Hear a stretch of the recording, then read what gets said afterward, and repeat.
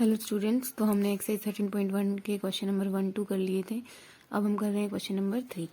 तो देखो question number 3 है से ट्रू और false and justify your answer. कि जो हमें स्टेटमेंट दी हुई है उसको हमें बताना है कि वो ट्रू है या फॉल्स है, और फिर अगर ट्रू है तो क्यों और फॉल्स है तो क्यों है वो भी बताना है। तो देखो हम लेफ्ट हैंड साइड और राइट हैंड साइड वाला जो पार्ट है वो दोनों सॉल्व करके देखेंगे। अगर वो इक्वल आ जाता है तो यानी ये स्टेटमेंट ट्रू है, और इक्वल नहीं आता है तो यानी फॉल्स है। ठीक है, इसमें हम लॉज ऑफ एक्सपोनेंट्स का ही यूज करेंगे। तो पहले हम लेफ्ट हैंड साइड ले लेते हैं, इधर वाली। उसमें क्या डिजिट्स है 10 इंटू 10⁻11। अब देखो बेस सेम है हमारे पास, और पावर्स जब बेस सेम होता है और मल्टीप्लाई का साइन होता है तो क्या होती है, पावर्स ऐड हो जाती हैं। जैसे कि a की m मल्टीप्लाई a की n, ये वाला लो हम इसमें यूज करेंगे, a की power m plus n।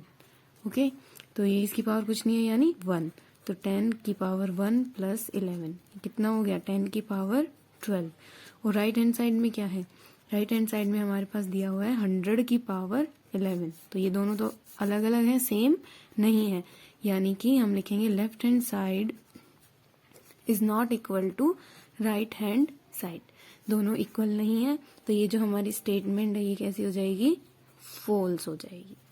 Okay, तो इसी तरह से इसके बाकी के पार्ट्स में आपको लेफ्ट हैंड साइड और राइट हैंड साइड दोनों कंपेयर करके देखनी है, सॉल्व करनी है, और फिर अगर दोनों साइड्स इक्वल आ जाती हैं तो वो हमारी स्टेटमेंट ट्रू हो जाएगी, और इक्वल नहीं आती है दोनों साइड्स तो फॉल्स हो जाएगी। ठीक है, और जो भी हमारे एक्सपोनेंट्स के लॉज हमने लिखे थे वो सारे ही इसमें यूज करके देखने हैं।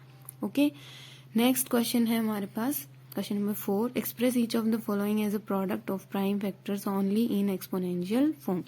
ये हमें जो डिजिट्स दी हुई हैं इनके हमें प्राइम फैक्टर्स बनाने हैं और फिर उनको एक्सपोनेंशियल फॉर्म में लिखना है। ठीक है, तो पहले हम इसको सॉल्व करेंगे। हमारे पास पहले है 108, तो इसको सॉल्व करते हैं। 2 से जाएगा, 2 5 जा 10, 2 4 जा 8, अगेन 2 से जाएगा, 2 2 जा 4, 2 7 जा 14। अब 3 से जाएगा, 3 9 जा 27, 3 3 जा 9 और 3 1 जा 3। ओके, फिर नेक्स्ट डिजिट का भी हम प्राइम फैक्टर्स बना लेते हैं। 2 से जाएगा, 2 9 जा 18, 2 6 जा 12, 2 4 जा 8, 2 8 जा 16, 2 2 जा 4, 2 4 जा 8, 2 1 जा 2, 2 2 जा 4, 2 6 जा 12, 2 3 जा 6 और 3 1 जा 3। ओके, तो ये हमारे दोनों के क्या बन गए, प्राइम फैक्टर्स। अब क्या करना है, अब देखो इसके जो फैक्टर्स बने हैं और इस डिजिट के फैक्टर्स बने हैं, दोनों को हम इकट्ठा करके लिख लेंगे। तो पहले हमारे पास बने हैं 2 इंटू 2 और 3 इंटू 3 इंटू 3, और इसके भी फैक्टर्स इसी में लिख लेंगे हम, मल्टीप्लाई का साइन लगा के। 2 इंटू 2 इंटू कितनी बार है, 1 2 3 4 5 6 टाइम्स 2 और 1 टाइम 3।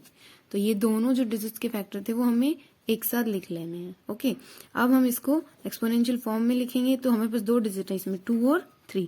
तो 2 कितने टाइम्स है काउंट कर लेंगे, 1 2 3 4 5 6 7 8 टाइम्स। तो 2 की पावर 8 मल्टीप्लाई 3 कितने टाइम्स है, 1 2 3 4, तो 3 की पावर 4।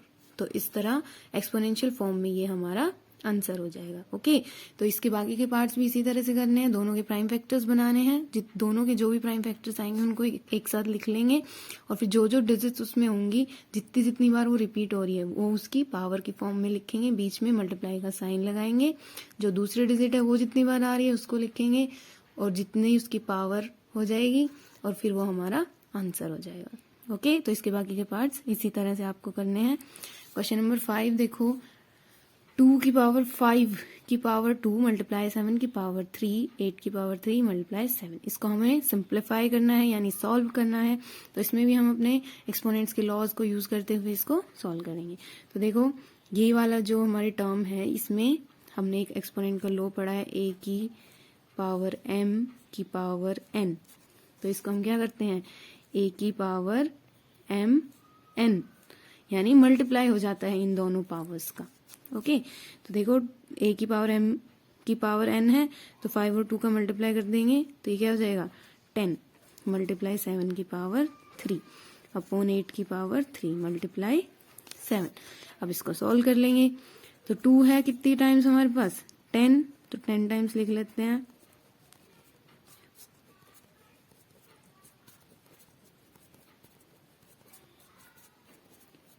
और 7 है 3 टाइम्स, 7 की पावर 3 है यानी 7 3 टाइम्स है, उसको हमने लिख लिया। अपॉन में 8 है की पावर है 3 यानी 8 3 टाइम्स, और 7 की पावर नहीं है यानी 7 1 टाइम है। अब कैंसिल कर लेते हैं, 1 7 से 1 7 कैंसिल, 2 1 जा 2 से 2 4 जा 8, 2 1 जा 2, 2 2 जा 4। अब इस 2 से ये 2 कैंसिल हो गया। ऐसे ही इसको करेंगे, 2 1 जा 2, 2 4 जा 8, 2 1 जा 2, 2 2 जा 4, 2 1 जा 2 और ये 2 1 जा 2। अब इसको करेंगे 2 1 जा 2, 2 2 जा 2 4 जा 8। अब इसको करेंगे 2 1 जा 2, 2 2 जा 4, 2 1 जा 2 और 2 1 जा 2। तो हमारे पास अब ये 2, ये 7 और ये 7 ये बचा है, इसको हम मल्टीप्लाई कर लेंगे।